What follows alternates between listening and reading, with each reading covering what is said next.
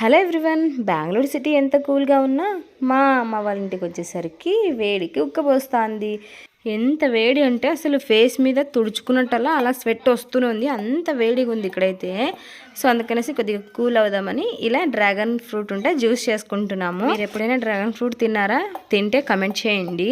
నేనైతే ఫ్రూట్ కంటే ముందుగా కూడా జ్యూసే టేస్ట్ చేశాను, చాలా బాగుంది. సో అందుకనేసి జ్యూస్ చేసుకుంటున్నాను. మా డాడీకి మాత్రం ఫ్రూట్ కట్ చేసి ఇచ్చాము, ఎందుకంటే డయాబెటీస్ కదా. మేము మాత్రం ఇలా జ్యూస్ చేసుకుని తాగేస్తాం హ్యాపీగా.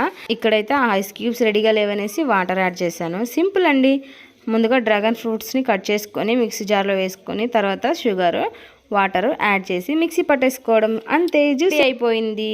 ఇంకేం చల్ల చల్లగా తాగేసాం. చాలా టేస్టీగా వచ్చింది. మీరు ట్రై చేశారా? ఎప్పుడైనా ట్రై చేయకపోతే ట్రై చేయండి. మా కుషాల్ చూడండి, సిప్ బై సిప్ ఎంజాయ్ చేస్తూ తాగుతున్నాడు. అంత నచ్చిందంట వాడికి, చాలా బాగుందంట. మీరు కూడా లైక్ చేయండి.